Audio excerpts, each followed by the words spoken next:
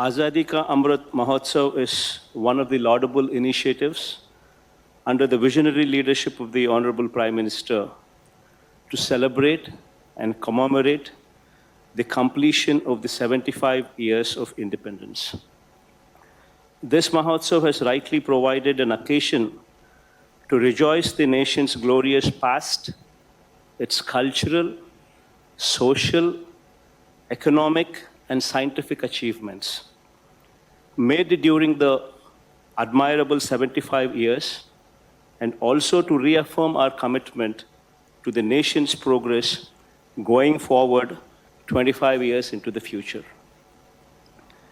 We look at the selfless spirit of the freedom fighters with humility and pride. On this occasion, we honor and salute them.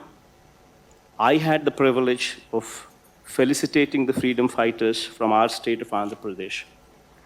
At the commencement of Azadi Ka Amrit Mahotsav, while commemorating our freedom fighters, I was immensely pleased to visit and pay my respects to Srimati Sita Mahalakshmi, the daughter of late Sri Pingali Venkaya, at her native place. Sri Pingali Venkaya, one of the freedom fighters, was also the designer of the national tricolor flag. The place where Sri Pingali Venkaya Garu presented the tricolor flag to Mahatma Gandhi in 1921 is in Vijayawada, and it now houses archaeological museum named Bapu Museum. Our government has recently renovated and rededicated the museum to the public. Further, in the memory of great freedom fighters of Andhra Pradesh such as Sri Alluri Sitaramaraju, Sri Uyalavada Narsimha Reddy, Sri Andhra Kesari Prakasham Pantul Garu, Sri Potti Sri Ramulu, Sri Duggirala Gopala Krishnaya Garu, Sri Ayadevara Kaleshwara Garu, Sri Vavilala Gopala Krishnaya Garu, and other renowned personalities, in their memory, we have been conducting Azadi Ka Amrit Mahotsav celebrations every week through virtual and direct events, and thus far we have conducted 908 such programs in our state. This gives us the opportunity to not only celebrate the selfless lives of the freedom fighters, but to also enable the younger generation to draw inspiration from their lives.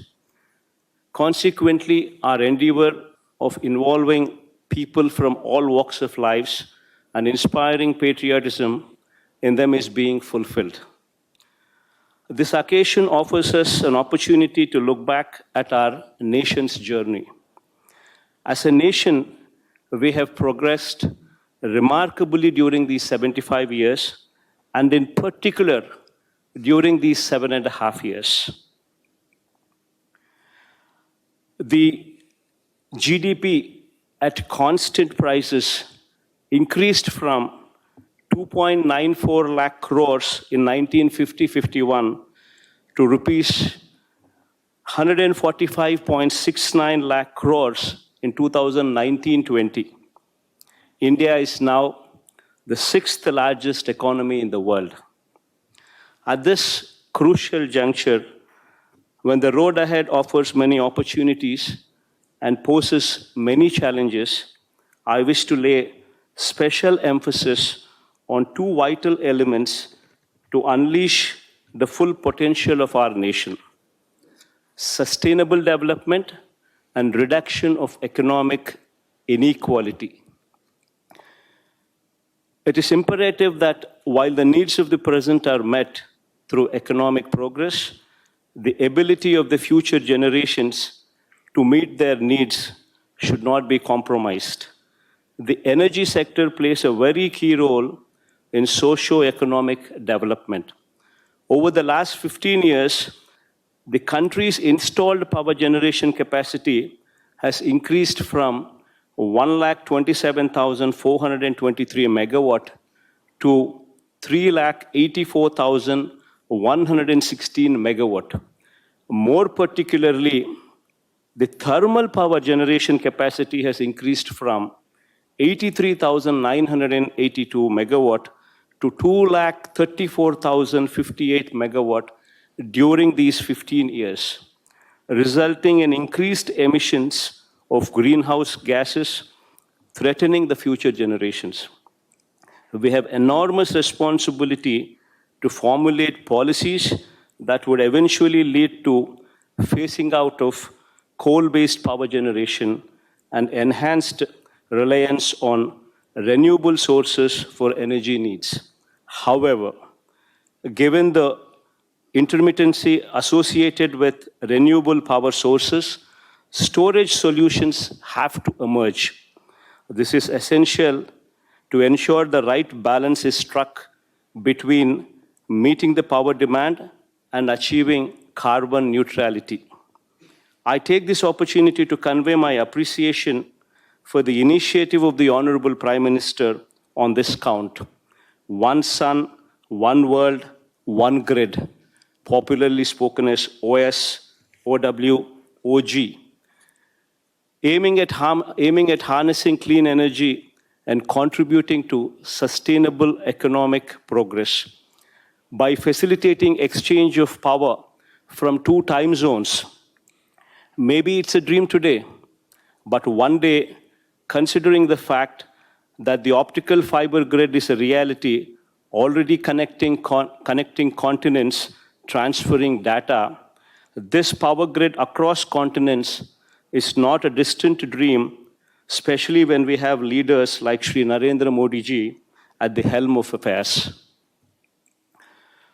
With respect to the problem of economic inequality, I wish to put forth the following. Over the last few decades, several positive changes have taken place. We now have a legal framework conferring right to free education and food security.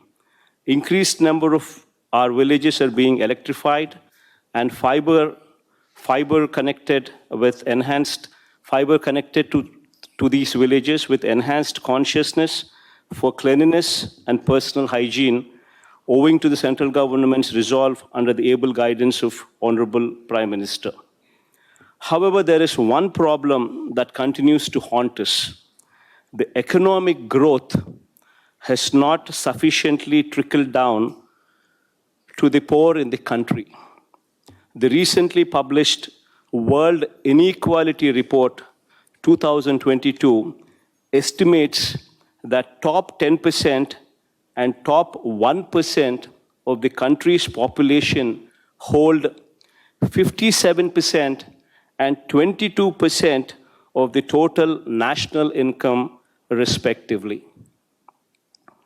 Income inequality would result in increased rural indebtedness, lower purchasing power, and reduction in rural aggregate demand. This is a serious problem that deserves immediate attention from all of us as policy makers. In the light of the fragility, the interventions must be made more impactful and identifying and effectively addressing the bottlenecks and thereby making inclusive economic growth possible. Sir, I wish to conclude by saying that we would redouble our efforts to ensure the success of the Azadi Ka Amrit Mahotsav. I convey my thanks for this opportunity.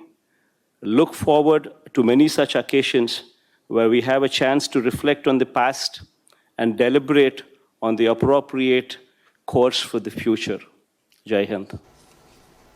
చూసారు కదండి. మరి ఈ video కనుక మీకు నచ్చినట్లయితే ఒక like కొట్టేసి మీ అభిప్రాయాన్ని కూడా కామెంట్ బాక్స్లో తెలియజేస్తూ ఇలాంటి ఇంట్రెస్టింగ్ అప్డేట్స్ కోసం మా ఛానల్ని సబ్స్క్రైబ్ చేసుకోండి.